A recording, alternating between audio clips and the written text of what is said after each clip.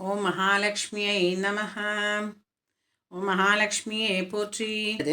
மகாலட்சுமி அஷ்டகம் ஸ்தோத்திரம் யஃப் படேத் பக்திமான் நரஹ சர்வசித்திமவாப்னோதி ராஜ்யம் பிராப்னோதி சர்வதா.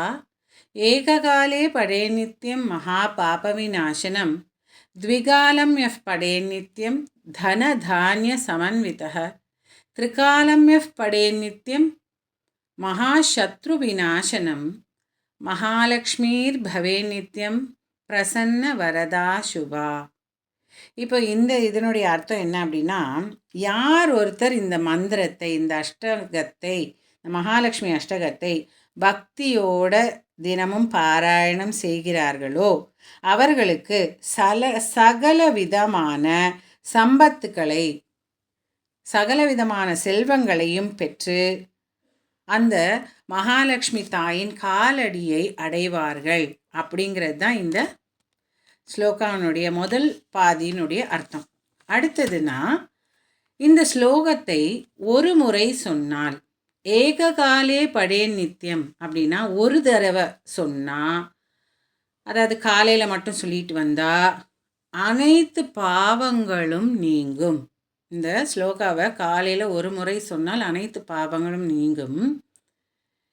ஏககாலே படே நித்யம் சர்வ பாப விநாசனம் த்விகாலம் படே நித்யம் தனதானிய சமன்விதக. 2 வேளை சொன்னால், காலையிலையும் சாயங்காலமும் 2 முறை சொன்னால் உங்களுக்கு தனமும் தானியமும் சேர்ந்து உங்கள் வீட்டில் வரும். உங்களுக்கு அந்த அனுகிரகம் இருக்கும்.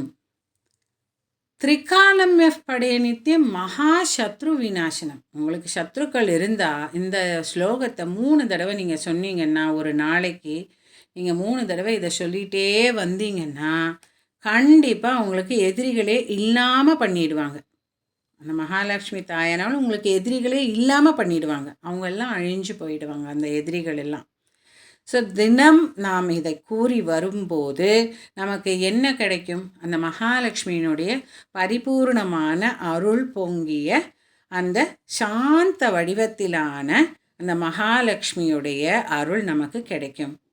அவங்களுடைய அனுகிரகத்தை நாம் பெறணும்னா இந்த ஸ்லோகத்தை, இந்த அஷ்டகத்தை நம்ம தினமும் பாராயணம் பண்ணுறது ரொம்ப ரொம்ப விசேஷமானது. இப்போ உங்களுக்கு இந்த ஸ்லோகம் புரிஞ்சிருக்கும்னு நினைக்கிறேன்.